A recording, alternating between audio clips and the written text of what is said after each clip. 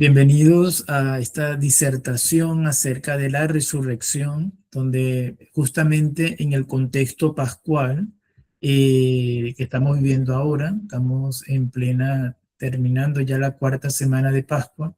En este contexto pascual, intentar, porque siempre es un intento, el de poder abordar un tema tan complejo para la fe, que como es la resurrección. Quería, antes de empezar propiamente en el tema, que puede ser un poco técnico porque vamos a entrar directamente a la lectura bíblica y según lo que dice el hebreo y el griego, antes de entrar en esta parte técnica, quería comentarles algo que siempre, un ejercicio que siempre hago en Pascua con los estudiantes adolescentes que tengo actualmente en los institutos. Y siempre les pregunto qué opinan ellos acerca de la resurrección o qué entienden ellos por la resurrección. Y entonces me distraje un poco porque me están escribiendo por el WhatsApp de que están por ingresar algunos más. Bien, pero les pregunto a los estudiantes y casi siempre, es que esto lo he hecho ya desde el 2023.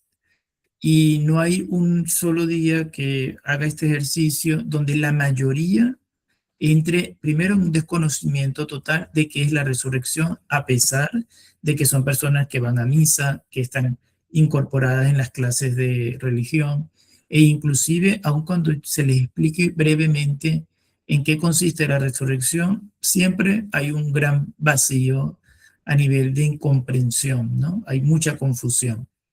Y segundo, que después que comprenden qué es la resurrección, como lo creemos los cristianos, hay muchas ideas adversas, ¿no? No es algo que ellos comprendan o deseen entender de una manera eh, muy rápida, ¿no? Es algo que ellos, dentro de su pensamiento crítico como joven, comienzan a cuestionar, ¿no?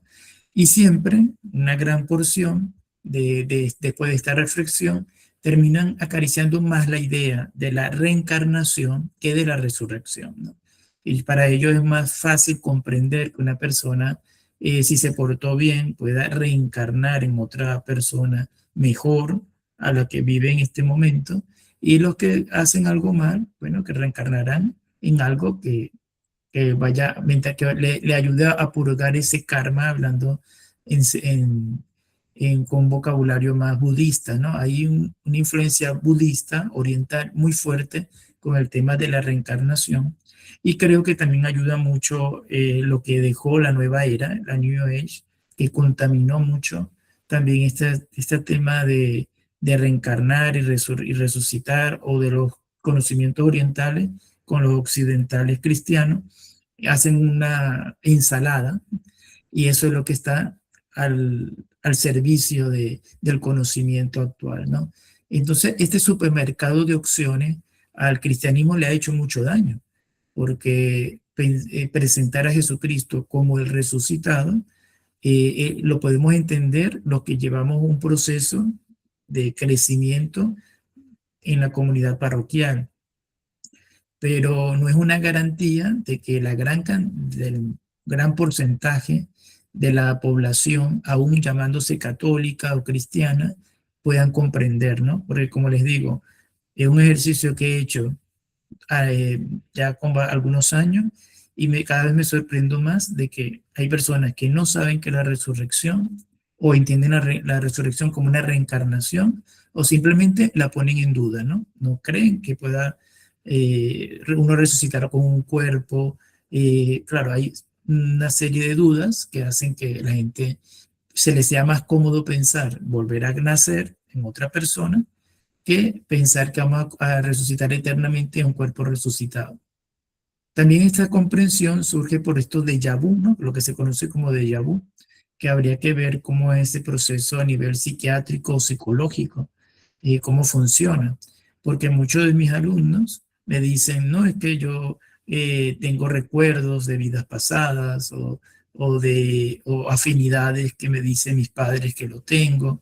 De hecho, me mostraron mis estudiantes un video donde sale una entrevista a Celia Cruz, la cantante cubana, donde ella dice que ella, a pesar que es cristiana, cree en la reencarnación más que en la resurrección.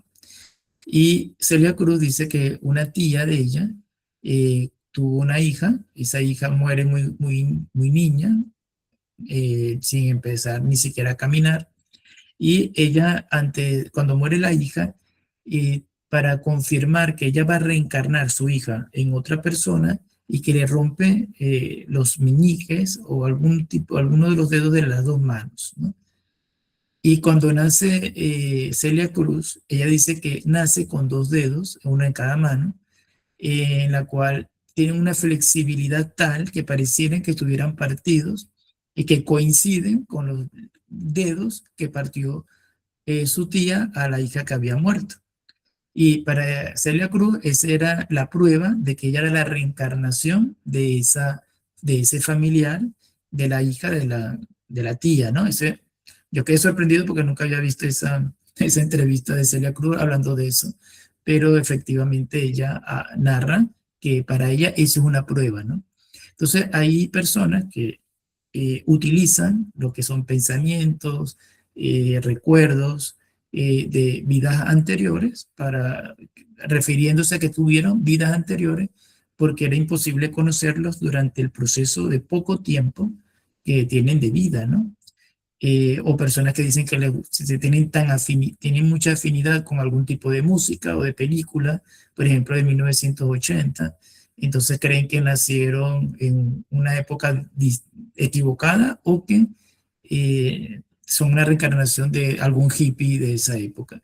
Entonces, bueno, esto parece fantasía, pero es lo que está en el conocimiento de las personas con respecto a la reencarnación. Después de cierta introducción anecdótica, después ustedes me van a decir sus comentarios, yo voy a procurar, como siempre, ser muy breve para intentar darle más tiempo a ustedes en su participación. Y por ello vamos a empezar principalmente ubicándonos en el hebreo. Como nosotros, si hablamos de la Biblia, siempre tenemos que partir primeramente del idioma hebreo, que es donde surgen las raíces judías, ¿no?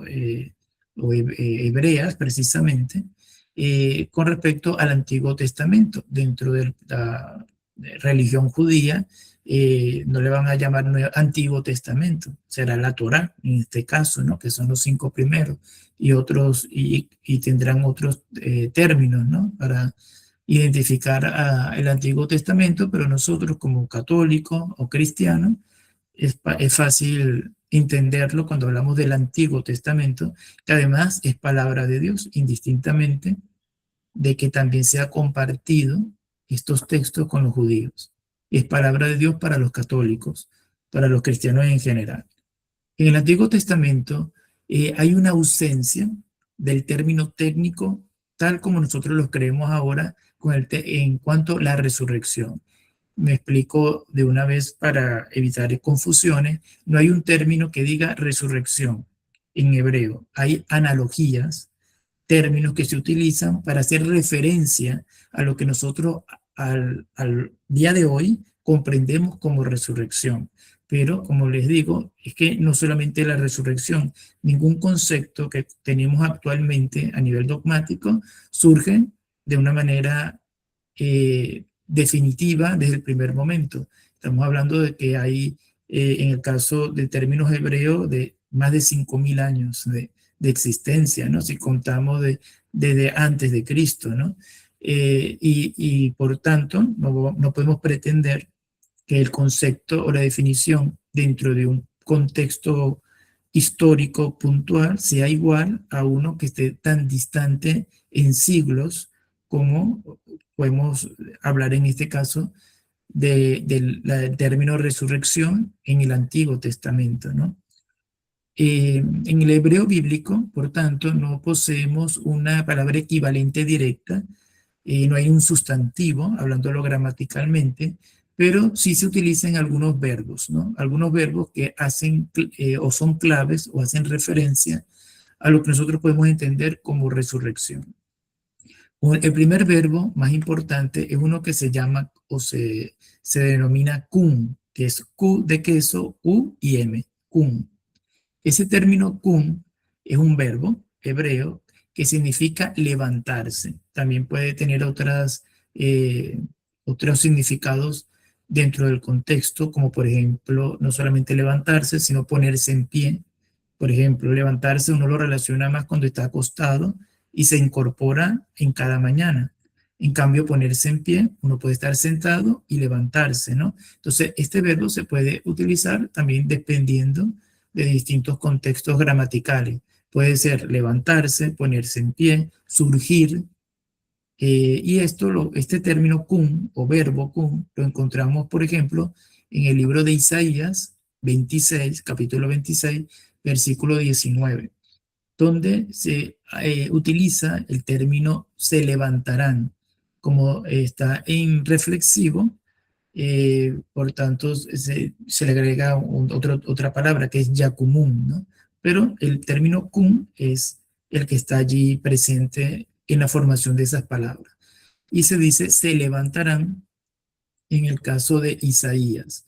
Si nosotros vemos acá en este texto, para no tocar mucho por cuestión de tiempo, vamos a quedarnos en Isaías 26, capítulo 26, versículo 19, donde se dice específicamente se levantarán. Si hacemos un análisis gramatical, ahí vemos que se utiliza el verbo en una forma verbal imperfecta y tiene una relación o una atención a lo futuro, a una acción futura o esperada. Y en el contexto de Isaías hace referencia a los muertos. Por tanto, es allí que tomamos este texto como una referencia de lo que pudiera ser la resurrección, porque se está hablando de que se levantarán a nivel de futuro con respecto a aquellos que han fallecido, aquellos que están muertos. En este momento de los profetas, no se describe aún todavía una doctrina sistemática como la tenemos los católicos, los cristianos, pero sí es verdad que se abre una esperanza escatológica dentro del lenguaje, ¿no? Se va viendo cómo se va utilizando este tipo de analogía, haciendo referencia de que la muerte es un levantarse de lo inerte a lo vivo. Hay otros verbos relevantes. Por ejemplo, en Ezequiel capítulo 37, ahí está el famoso texto donde se habla de los valles de los huesos secos, ¿no? Aquí hay un término que es haya, con H, y haya. De todas maneras, este resumen ustedes ya lo tienen en alguna, o se lo voy a enviar, creo que no lo había enviado, se los envío, ustedes están todos bien escritos, de manera tal que no se preocupen cómo se escriben, ¿no? Que después lo van a tener. Este verbo que es haya se traduce como vivir o volver a la vida. Y lo utiliza Ezequiel específicamente para hablar de estos huesos. Y se interpreta al traducirlo al castellano como vivirán en futuro. Hay una tensión de futuro nuevamente. Es cierto que aquí la dimensión escatológica de Ezequiel es una dimensión escatológica no pensando en un más allá, sino habla en los huesos secos dentro del pensamiento judío del momento, hace referencia al pueblo de Israel que en ese momento estaba destruido a través de las distintas invasiones. Y por tanto, va a haber una restauración que va a ser física, ¿no? Se le anima al pueblo de Israel que se mantengan fieles a Yahvé, a Dios, para que en esa esperanza vuelva el tiempo, esperar ese tiempo donde de nuevo va a haber esa restauración de lo que era el pueblo de Dios, como que Yahvé no se olvida de su rebaño, de su pueblo o de su pacto, ¿no? Recordemos que siempre hemos hablado del pacto de Siquem cuando hacemos referencia al Antiguo Testamento.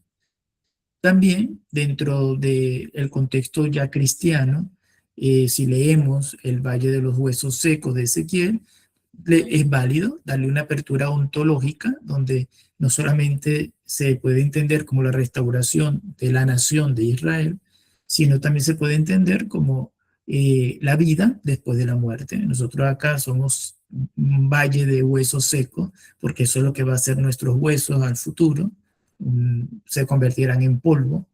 Esos huesos que son secos o estarán secos, esperamos en la fe que serán restituidos, que volverán a la vida, tal como lo dice Ezequiel. Hay otro término, otro verbo en hebreo que es ur. Es sencillo porque es una U y una R. Ur. Ur significa despertar. Y esto lo vamos a ver en Daniel, capítulo 12, versículo 2. En este texto de Daniel, que está en hebreo, se utiliza en este capítulo 12, versículo 2, también una tensión de futuro, igual que los anteriores, despertarán. Y cuando esta tensión de futuro hace entender que no es un despertar del sueño porque estamos muy cansados y nos quedamos dormidos, sino hace una tensión ontológica donde ese despertar es el despertar de la muerte. Se entiende la muerte como una metáfora o el sueño como una metáfora de la muerte, y por tanto despertaremos de la muerte como si fuera un sueño, y por eso es que entendemos a veces la muerte como un sueño eterno, ¿no? Pero que despertaremos. Por tanto, se puede utilizar el verbo ur para entender la resurrección dentro del contexto hebreo. Vamos a hacer una pequeña síntesis de lo que hemos hablado gramaticalmente, y podemos entender que el concepto de resurrección en hebreo es verbal, es decir, siempre se utiliza en torno a un verbo, no es un sustantivo, siempre es una acción. Y generalmente es metafórico y progresivo, es decir, es una idea que se desarrolla en futuro. Y es metafórico porque despertar, vivir, levantarse, no es propiamente resurrección, como lo podemos entender como una palabra exclusiva para lo que podemos entender una vida después de la muerte. Son alegorías o ejemplos que dentro del imaginario de la persona humana, hombre o mujer, desean dar una explicación de qué es lo que ocurre cuando una persona se muere, ¿no?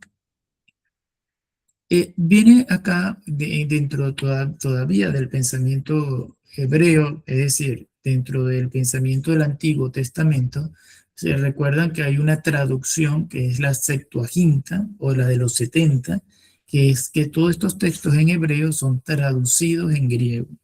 Acá, entonces, el término kun, por ejemplo, que es levantarse, y de allí las otras raíces de otros verbos, van a traducirse al griego, y, por ejemplo, en el caso específico de levantarse, que es kun, se va a traducir con un término griego que es anistemi.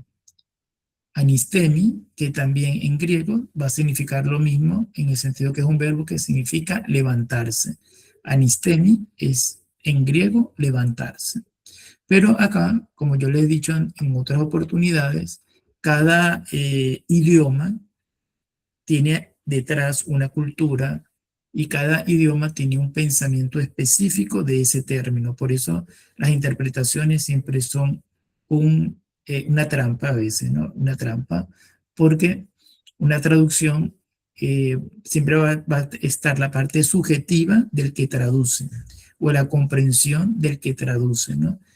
¿Qué sería lo ideal? Que nosotros pudiéramos leer la Biblia dentro de los textos originales. ¿Ven? Pero si no, por lo menos intentar buscar los términos que se acercan más al original. Yo soy partidario de que hay términos en la Biblia que no deberían de traducirse, porque deberían de entenderse como ya están plasmados. Por ejemplo, el término Elohim, que es un término muy complicado, muy complejo, porque Elohim hace referencia al Dios único, pero está en plural. Y además que está en plural, también hace referencia a Elohim cuando se habla de dioses paganos. Y también se habla de Elohim cuando se habla de jueces o de autoridades mortales, seres humanos. Entonces vemos que el término Elohim es un término que, si tú lo buscas traducir, puede crear confusión, porque por un lado traduce al Dios único, y por otro lado también traduce dioses paganos. ¿Qué sería lo mejor? No traducirlo, entender Elohim como lo que es una terminación que se utiliza para expresar una persona que tiene autoridad.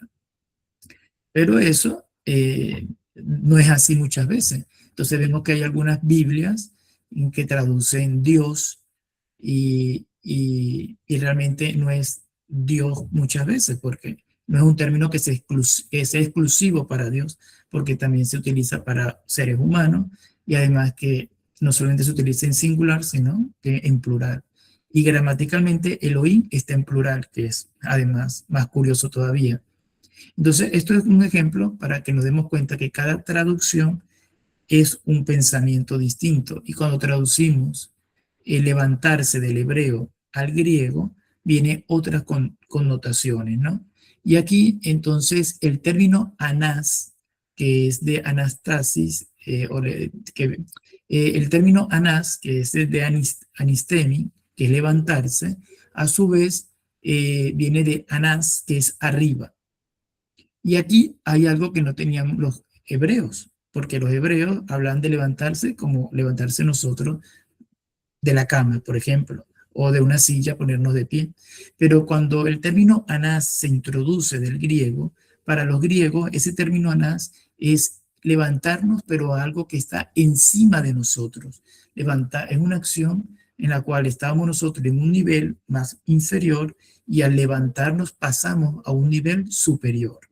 Este concepto es esencial porque se acerca mucho más al pensamiento de la resurrección que posteriormente los cristianos van a creer. Por eso es que yo siempre les he comentado de que el cristianismo se construye dentro del pensamiento griego más que del hebreo, porque vemos este tipo de distinciones, ¿no? Que no es lo mismo levantarse desde el plano, de un solo plano, que es el pensamiento hebreo, porque además el pensamiento hebreo escatológicamente es muy corto. Siempre para el hebreo la resurrección está en un solo plano, en una sola dimensión. En cambio, el pensamiento griego desdobla y nos dice que es un levantarse, pero que implica otro plano, de un plano inferior a un plano superior. Eso lo entendemos desde el punto de vista griego. Y esto es lo que va a tomar el Nuevo Testamento. Cuando el Nuevo Testamento se comienza a escribir en griego y hacen referencia a la resurrección de Cristo, no van a utilizar el pensamiento hebreo del kun, que era un levantarse después de haber dormido o después de estar sentado. Ellos van a hacer referencia al anás, que es la traducción del pensamiento griego. Y ellos van a construir una palabra que es eh, anastasis. Anastasis es precisamente levantarse de nuevo. ¿Por qué? Porque anás es levantarse de un plano inferior a un plano superior, pero el estasis significa estar de pies. Cuando se unen estos dos términos en griego, estamos diciendo que resucitar es pasar a un plano superior, pero volviéndonos a levantar. Como que si nos fuéramos sentados y por alguna razón no solamente vamos a pasar a otro piso, a otro nivel, sino que también vamos a tener el efecto de volvernos a levantar después de haber estado sentados. Si lo llevamos al término vida-muerte, nosotros vamos a morir y cuando resucitemos, que es justamente este término en griego, que es anastasis, vamos a subir, a volvernos a levantar, nos vamos a incorporar nuevamente. Y no solamente nos vamos a incorporar nuevamente, sino que vamos a levantarnos a un nivel superior. Fíjense la diferencia que hay entre un pensamiento griego a un pensamiento hebreo utilizando el mismo verbo, pero no es lo mismo levantarse en hebreo que levantarse en griego. Y nosotros, como católicos, la mayoría de los que estamos acá, nos aferramos al pensamiento o al concepto griego, que es levantarnos a algo superior. Dentro del concepto judío hay una diferencia total. ¿Por qué? Porque para los judíos existe la resurrección nada más para los fariseos, o la mayoría que pensaba en la resurrección eran los fariseos, y pensaban en la resurrección desde el punto de vista colectivo, porque para ellos lo que a ellos le garantizaba la resurrección o la salvación era el pacto de Siquén, como lo hemos visto en clases anteriores. Y el pacto de Siquén no es un pacto nada más para Abraham, no es un pacto nada más para Isaac ni para Jacob, sino es un pacto para todo el pueblo de Israel. Y por tanto la resurrección no es individual, la resurrección va a ser a toda la nación, va a ser un efecto colectivo nacional. Aquí había dos ideas. Una, que el fin de los tiempos vendrá el Mesías y todo el pueblo de Israel resucitará, porque al ser los judíos o el pueblo de Israel que firmó el pacto de Siquén entre Abraham y Yahvé, por tanto nada más se van a salvar los judíos. Aquí nadie que sea judío va a entrar en esa salvación. Aquí estamos claros de que ese pacto es entre judío y Yahvé. Entonces, solamente viene el Mesías y va a rescatar al pueblo de Israel, a los que hayan nacido de vientre de madre judía, y por tanto se los llevará a todos al, al seno del Padre, ¿no? O a Dios, al seno de Dios mismo, porque aquí también inclusive el término Mesías dentro del judaísmo hay ciertas divisiones, porque se habla de que viene un Mesías, no se habla de que viene Dios. Para un judío, el Mesías no necesariamente era Dios, era aquel que iba a liberar a liberar y a salvar, darle un carácter salvífico al pueblo de Israel, pero no necesariamente ontológico, puede ser incluso político, que es el otro término o la otra interpretación judía, en la cual va a venir el Mesías y va a haber una resurrección colectiva, pero no ontológica, sino que no vamos a quedar en este mismo plano material, pero donde ya el pueblo de Israel va a estar por encima de todas las naciones, donde va a ser, todo el mundo le va a rendir honor al pueblo de Israel porque Dios está con él, ¿no? Que es lo que significa Emmanuel. Emmanuel es Dios con nosotros, es decir, el Mesías va a estar con nosotros y por tanto nosotros vamos a ser superiores a todo a toda la tierra que nosotros conocemos. Fíjense que el sionismo piensa así. El sionismo, ¿qué es lo que piensa? Que lo que se toman o se aferran actualmente a la visión terrenal, necesitan tener a Israel como nación y una nación que Dios la ha querido y por tanto no solamente que la quiere, sino que está predestinada a ser la nación que va a estar donde todos los pueblos que están a su alrededor tienen que estar vamos a decir de alguna manera, no sé si por debajo o, o de alguna manera, sí, vamos a tomarlo como por debajo, o subordinados con respecto a esta nación de Israel, porque eso es lo que ellos creen que ha sido lo que se ha pactado dentro del pacto de Siquén con Yahvé. Entonces hay esas dos variantes. Está la variante también de los samaritanos, que los samaritanos no eran los mismos de los fariseos. Los fariseos se parecen más a la resurrección cristiana católica, porque creen que viene Jesucristo o el Mesías. No vamos a hablar de Jesucristo porque los judíos no creen en Jesús como Mesías. Va a venir el Mesías y va a llevarse todo el pueblo de Israel al cielo. Vamos a tomarlo de esa figuración. Los samaritanos decían que no había una resurrección más allá, no hay una vida más allá, sino que la vida que se puede vivir como futura es dentro de esta misma tierra. Entonces ellos no creían en la resurrección. Y los dos vivían comúnmente dentro cuando Jesús estaba vivo. Pero Jesús siempre estuvo más afín a los fariseos que a los samaritanos. De hecho, los samaritanos no se estaban enemistados con los fariseos. Y Jesucristo creció como fariseo. Por lo tanto, esto reafirma más la visión del cristianismo con una visión más ontológica de otra vida que la de los samaritanos, que era un solo plano. Llegando al cristianismo, volvemos al griego, porque aquí el cristianismo va a decir, nosotros no creemos ya ni que va a ser una resurrección colectiva, ni ontológica, ni política, que ninguna de las dos. Aquí el cristianismo rompe dogmáticamente con el judaísmo, porque nosotros creemos una resurrección individual. Esto es una novedad, una resurrección individual. Cada quien va a resucitar con su cuerpo y va a ser juzgado independientemente, indistintamente que sea judío, o sea griego, o sea pagano, en este caso que sea colombiano, venezolano, mexicano, de cualquier parte, ¿no? Ya aquí no hay una nacionalidad que va a implicar un efecto, ¿no? Para nosotros como cristianos ya no dependemos de ser judíos para poder salvarnos. Y algo, lo más importante, que nuestra salvación es individual, no depende de que se salven una nación. Nosotros tenemos que salvarnos individualmente, a pesar que hemos escuchado y que es así.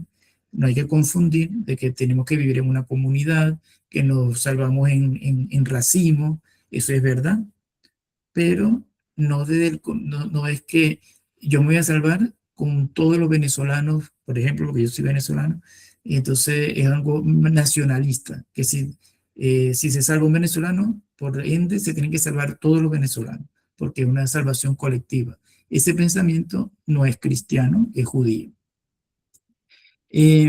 Pasamos un poco más a la parte ya del Nuevo Testamento.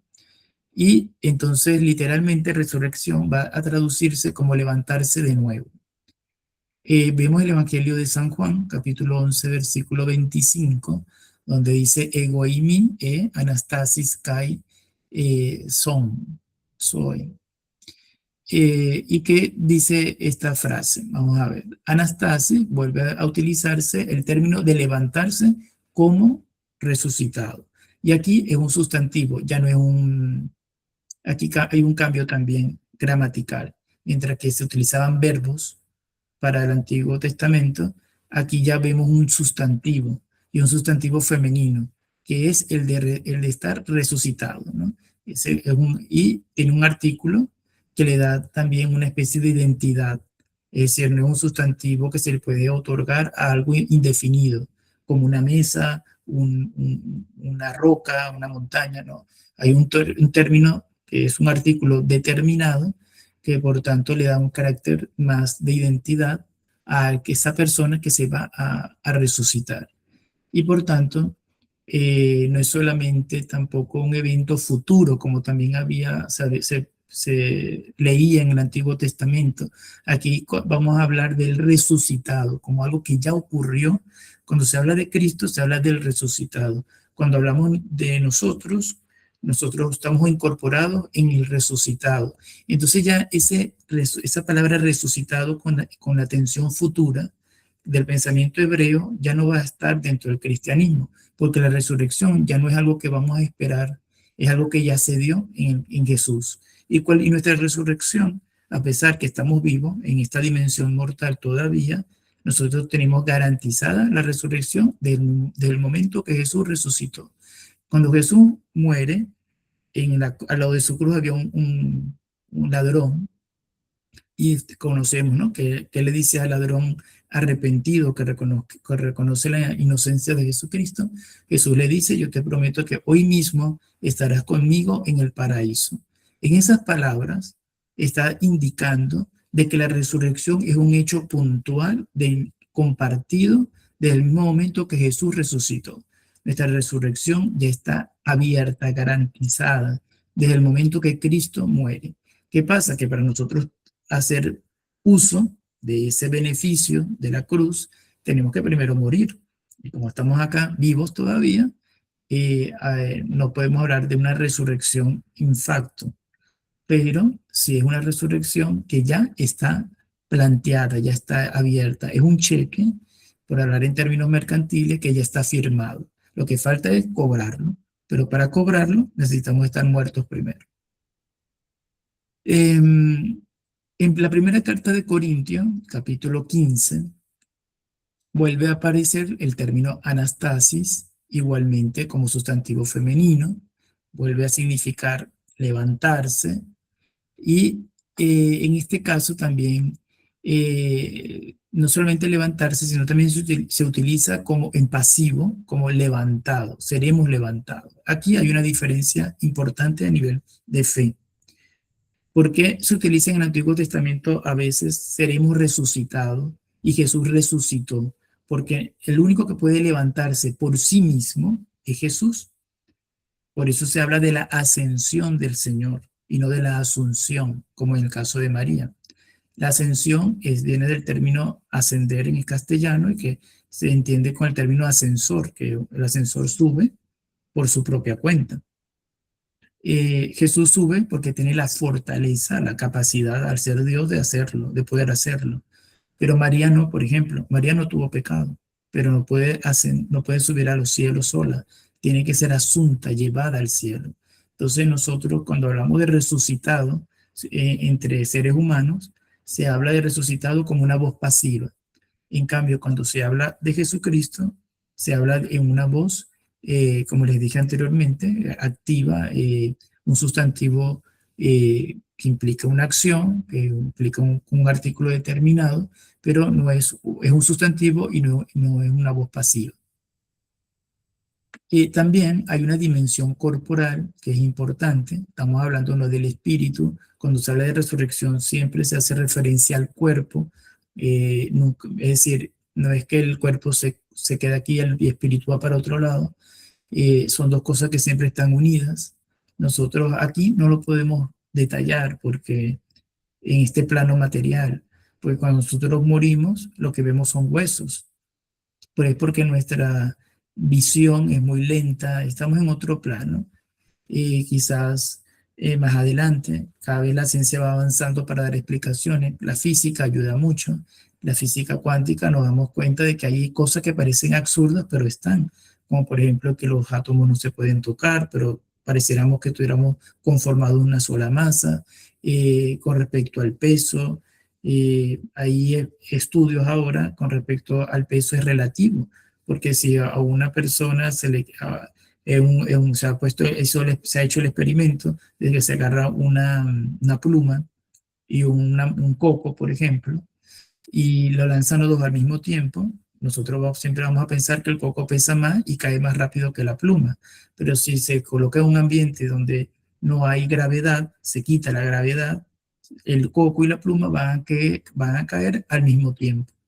Entonces, hay explicaciones que la ciencia va a ir dando o va dando como para comprender mejor la corporeidad y nos damos cuenta que nosotros estamos condicionados al tiempo, al peso, a la gravedad, a la materia, y eso hace que nuestra comprensión sea distorsionada con respecto a lo que está ocurriendo en la eternidad. Y entonces es difícil para nosotros de este plano comprender que el cuerpo y el alma están juntas aún después de la muerte. Pero tenemos que tener fe, porque ahí es donde entra la fe, en la cual el cuerpo y el alma siempre están juntos.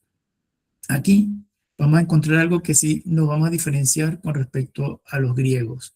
Les he dicho que nosotros como cristianos, el concepto es más griego que hebreo, pero el concepto de alma y cuerpo sí es totalmente hebreo, porque los griegos sí dicen lo contrario. Los griegos dicen que el cuerpo aquí se queda y lo que sale es el alma, porque el cuerpo es una cárcel del alma.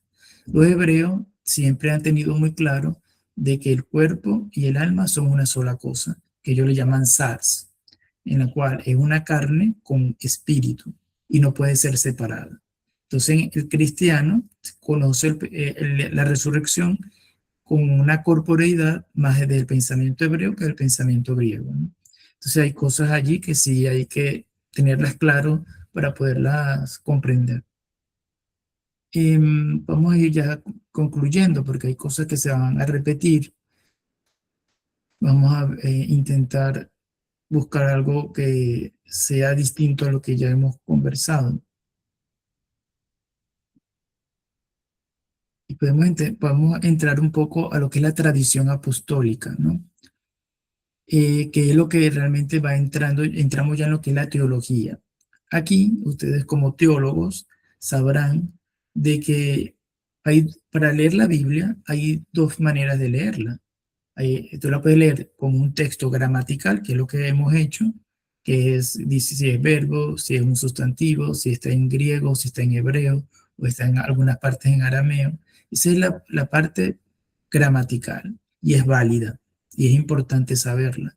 Después vienen los teólogos. Los teólogos le dan esas interpretaciones en la cual algunos utilizan metáforas, analogías, como los primeros, los padres de la iglesia, y la teología entonces le va dando como que va armando, le va dando carne a esas letras que están en la Sagrada Escritura, le da una interpretación. Ahora aquí el problema está en saber cuál es la interpretación correcta, ¿no? Porque entonces por eso es que nos tenemos que sujetar a lo que diga el magisterio de la iglesia, porque ellos son como los que garantizan de que los teólogos están diciendo lo correcto, porque ante esto cualquiera puede decir que es teólogo y cualquiera puede tener una interpretación.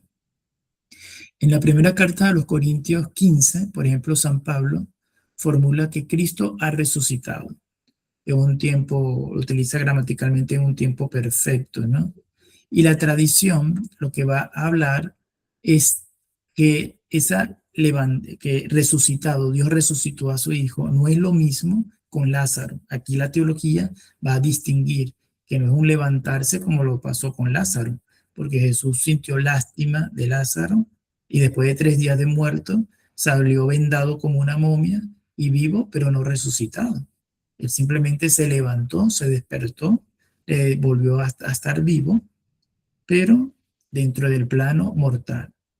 Cuando hablamos de resurrección, o cuando San Pablo habla del resucitado, no está hablando como lo que le pasó a Lázaro, está hablando de una resurrección de un cuerpo glorioso.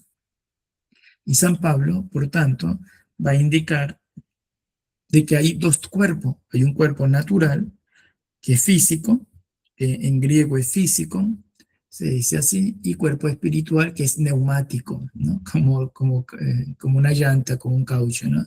Entonces, en griego, neumático significa el cuerpo espiritual, y que viene de neuma, que es espíritu, y físico es el cuerpo corporal, ¿no? Y San Pablo hace esa distinción cuando él escribe sus cartas, ¿no? También está dentro de la teología el aspecto trinitario, ¿no?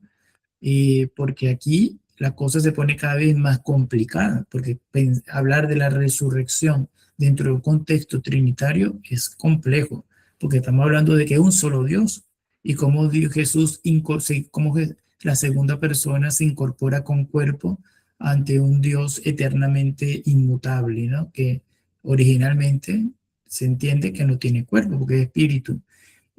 Aquí la cosa se complica.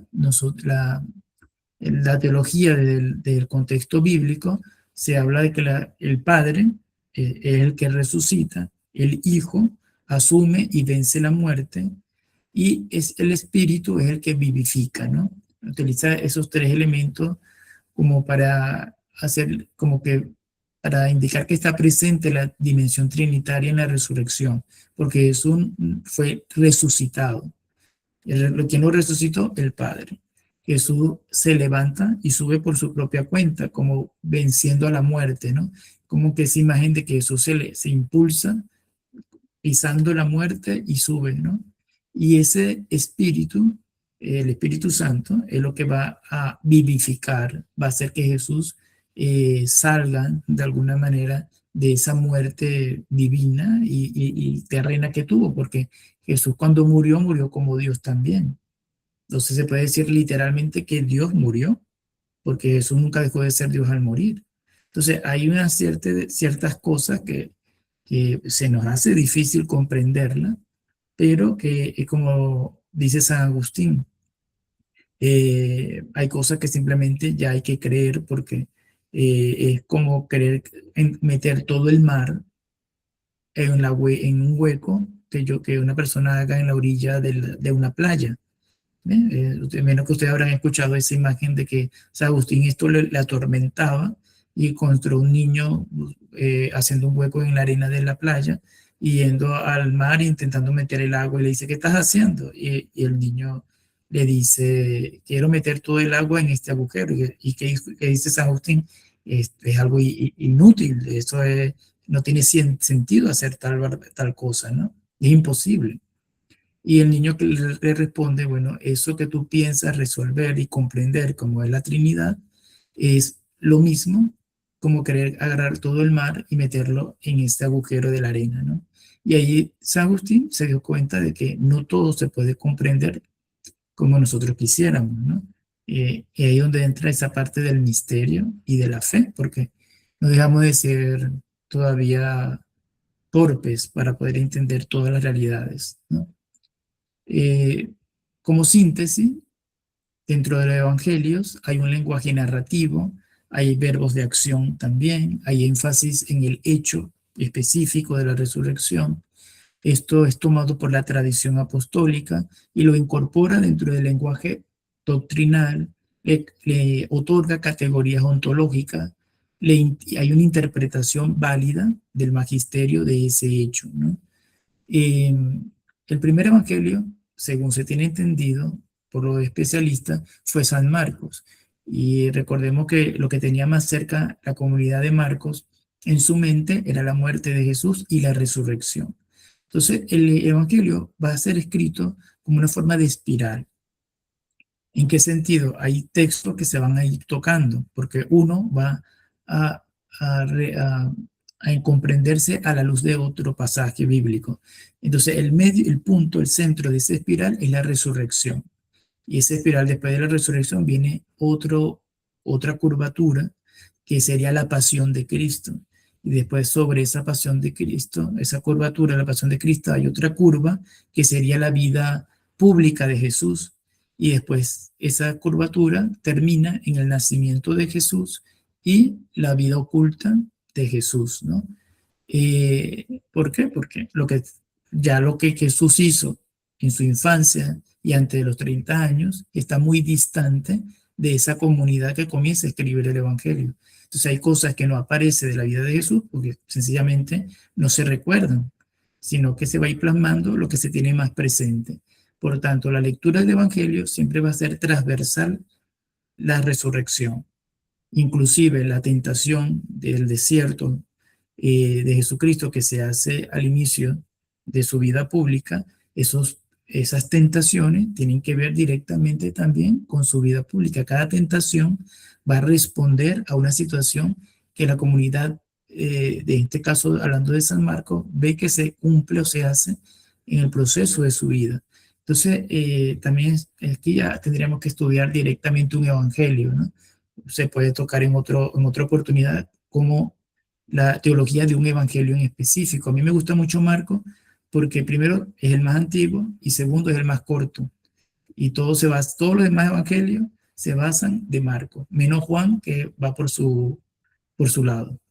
Él agarró otro rumbo. Entonces, por tanto, están los evangelios sinópticos, Marcos, Lucas y Mateo, que son semejantes y parten de lo que dijo Marcos, y Juan que va por vía libre, ¿no? Pero esto simplemente se los digo, es para que nos demos cuenta de que el cristianismo parte como núcleo de toda su creencia, de todo su dogma de la resurrección. Y San Pablo estaba muy claro en ello. Y San Pablo va a construir toda una teología en torno a ese hecho, que es lo que está más presente dentro de los primeros cristianos, que era la resurrección. Por tanto, por eso San Pablo dice, ustedes quitan la Pascua cristiana, la resurrección, y nuestra fe es vana, porque es que todo se construye de ese hecho, que es la resurrección. Después se va recordando que Jesús, dónde nació, qué hizo, que si los profetas se cumplen lo que dijeron los profetas, pero eso viene después. Lo importante es la resurrección, que ahí parte todo, es el núcleo. ¿Qué otra cosa? Creo que voy terminando. Vamos a ver si consigo dentro de unos apuntes algo más, otra cosa que no haya dicho. Yo creo que puedo terminar indicando de que la resurrección no se puede hablar de que es un milagro, es decir, no es un milagro, algo extraordinario que Dios hizo, es algo que ya está planteado dentro del plan divino, desde el primer momento que Dios crea todas las cosas. De ese momento ya la resurrección estaba planteada. Por tanto, no es algo que surge extraordinariamente, es algo que ya estaba planteado dentro del plan de Dios.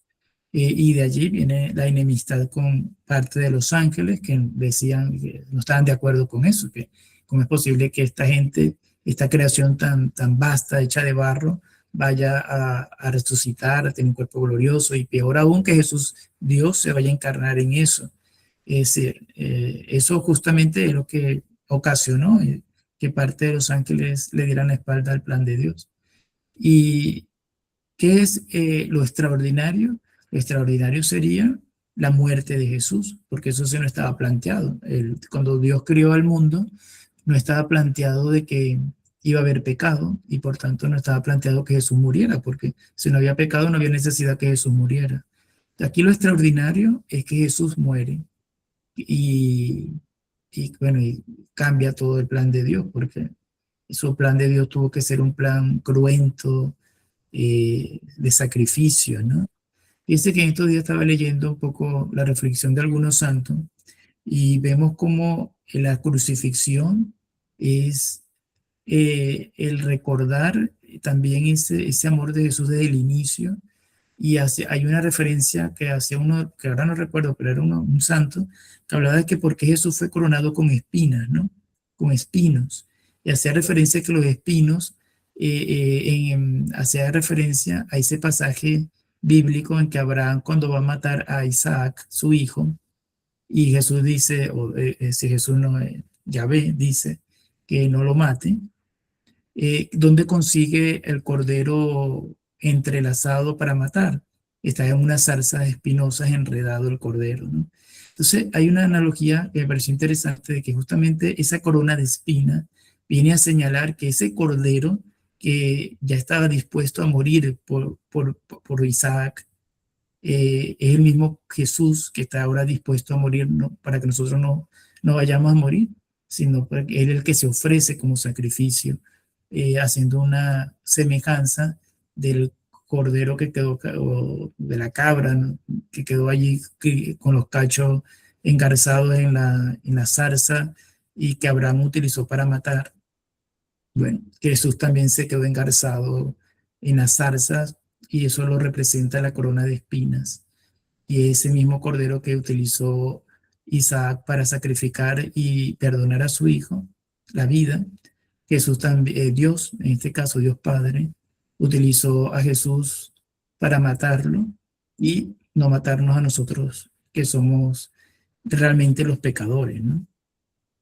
Bien, bueno, después de esta reflexión, que está buena para terminar la clase, ya ustedes pueden hablar libremente si tienen algún comentario, alguna pregunta.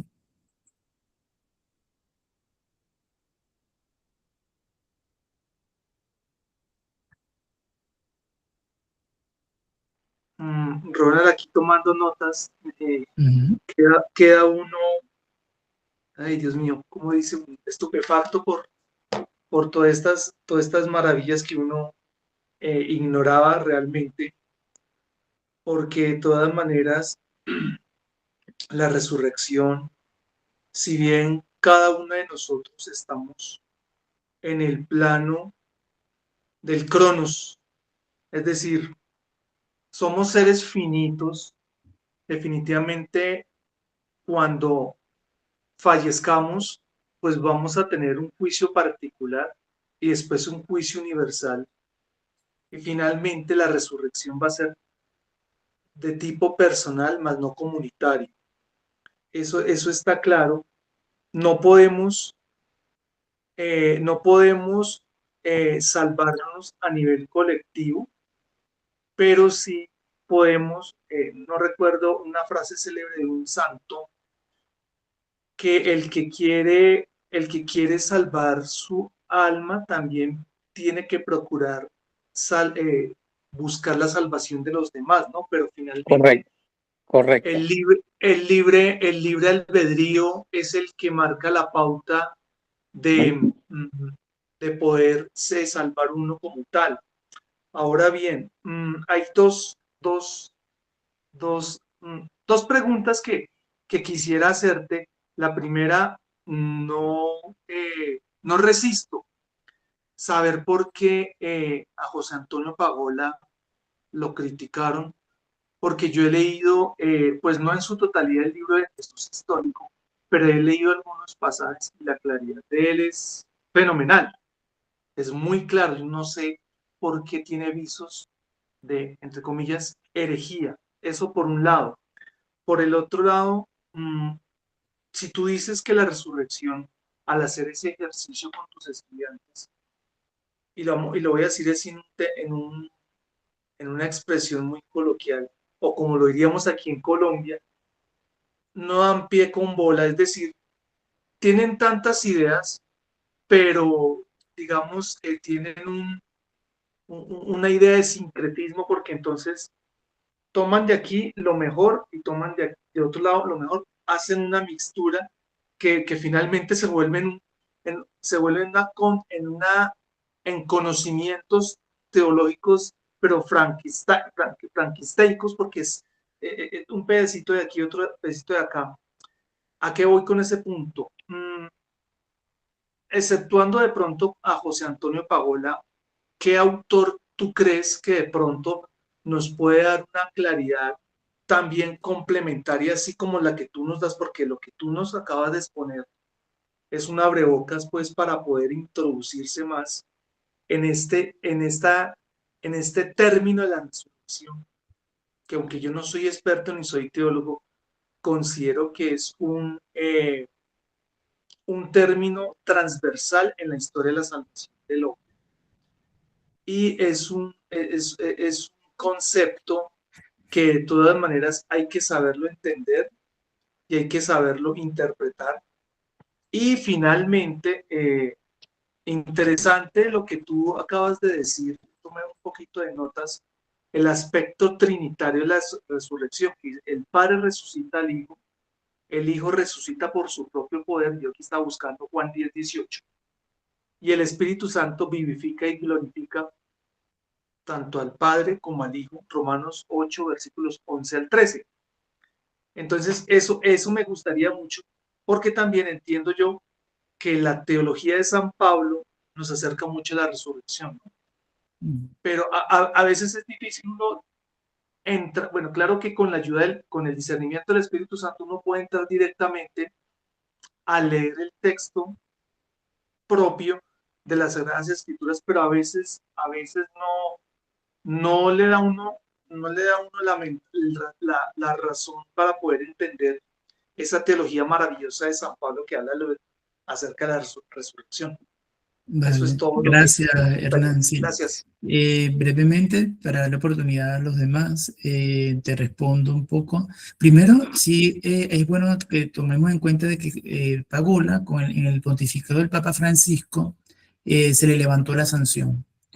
Ya, es decir, uno puede leer sin ningún problema los libros de Pagola, porque sí es cierto que había una sanción que no era de la Santa Sede, sino de España, pero después la Santa Sede no vio ningún inconveniente y permite que se puedan leer sin ningún problema los libros de Pagola. Hay libros que hablan sobre Jesús histórico, es interesante que se pueda leer, hay uno que hay de Mayer, hay varios, de hecho, el mismo Benedicto XVI, el Papa Ratzinger, llega a escribir la vida de Jesús de Nazaret.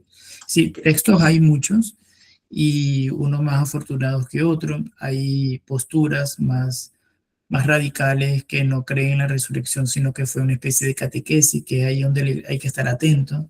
Por ejemplo, hay una tendencia de lo que son más de Bultmann, que Bultmann es un protestante, es teólogo protestante, pero habla sobre la resurrección.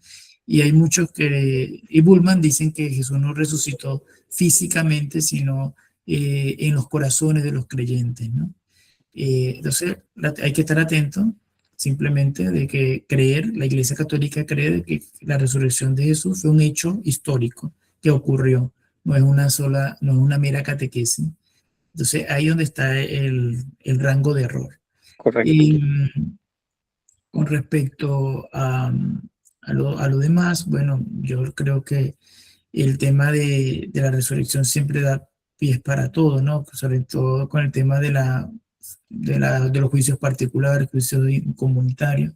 Es cierto que nos vamos a salvar dentro de una comunidad, es como una fogata que si tú le quitas un carbón, ese carbón se apaga, ¿no? Entonces necesitamos estar en una comunidad, pero que yo me salve no significa o no garantiza de que se va a salvar el resto. Hay un compromiso personal y particular según los actos de cada quien que hace que cada uno sea responsable, ¿no? de su propio actuar. Correcto. Un adendum. Sí, Eduardo, no sé si quieres comentar algo. Sí, solamente un adendum a lo que dice el compañero Hernán.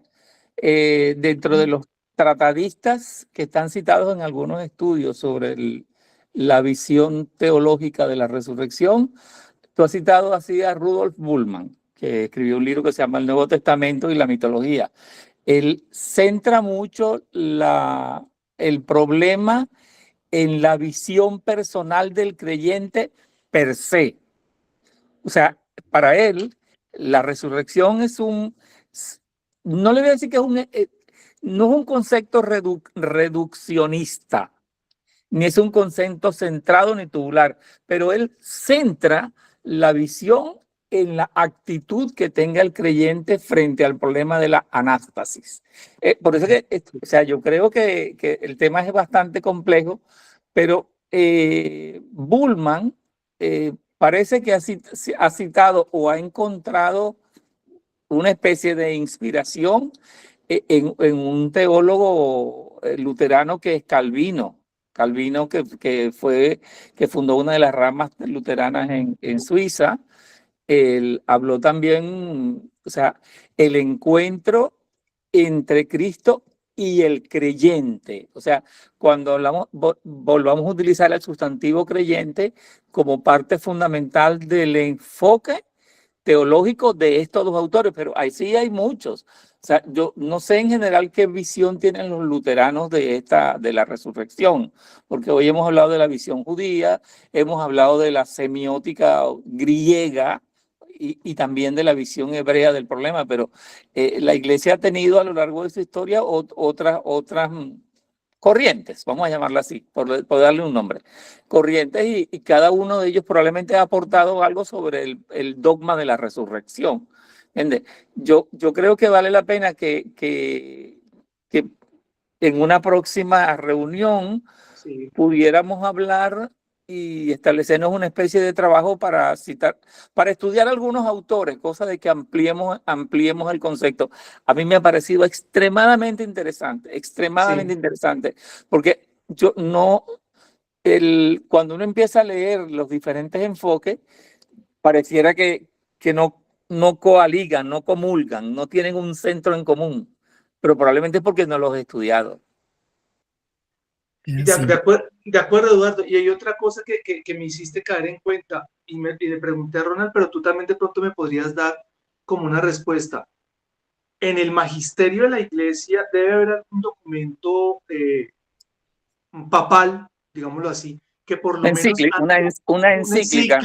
Exacto, que hable, que por lo menos nos zanje la discusión, porque ya con doctrina social de la Iglesia uno dice, bueno, ya aquí hay un criterio unificado, porque también es interesante conocer el de Bultmann, ¿sí? Claro. Es personal, es face to face, digámoslo así, es una adhesión personal directa con Dios, no es colectiva. Es interesante. Correcto. Y tampoco puede descartarse, pero las otras que pueden ser de tipo colectivo, entonces por eso una encíclica, si ustedes la saben, sería genial, como para apoyo acá, y sería parte 2, resurrección.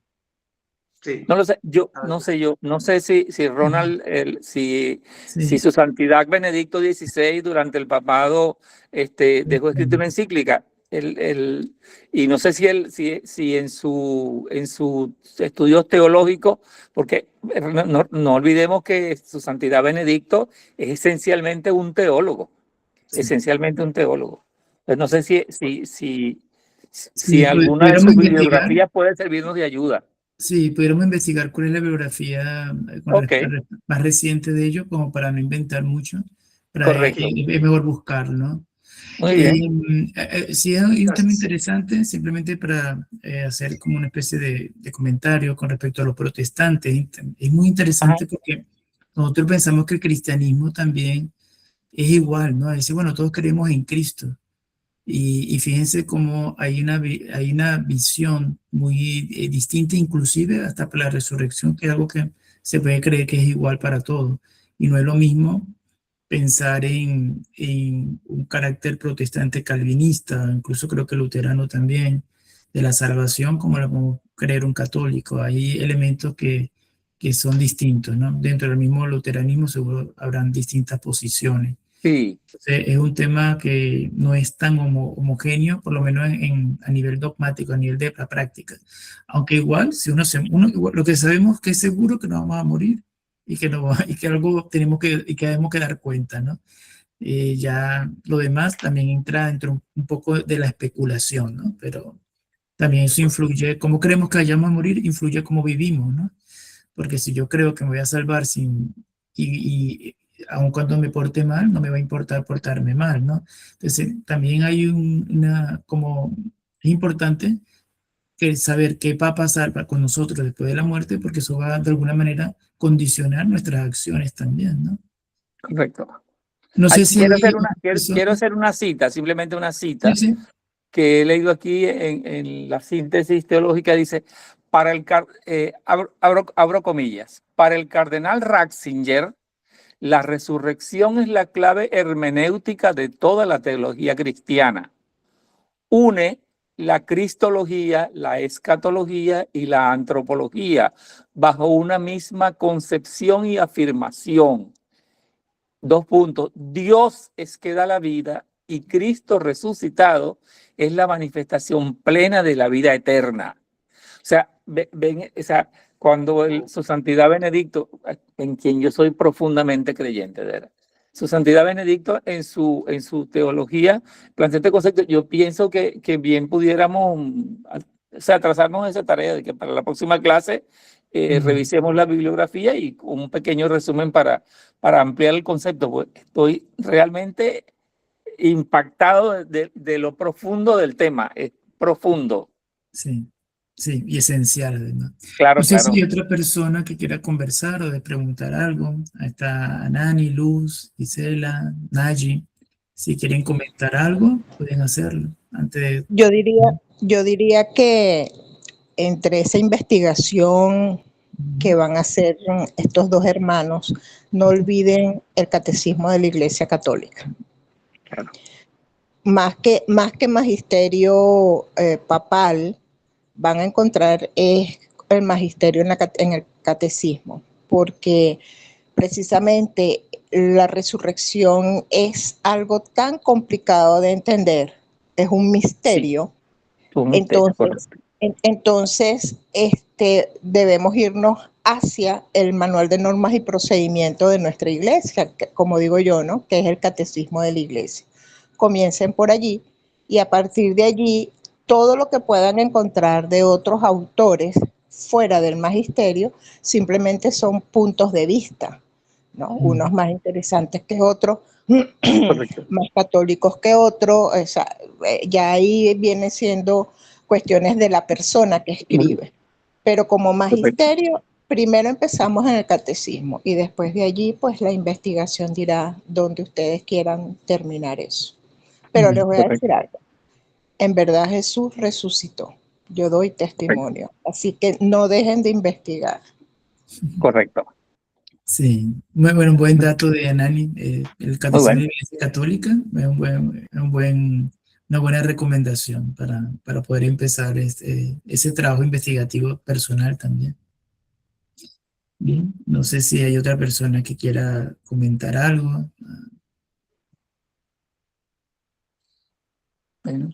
Bueno, buenas noches.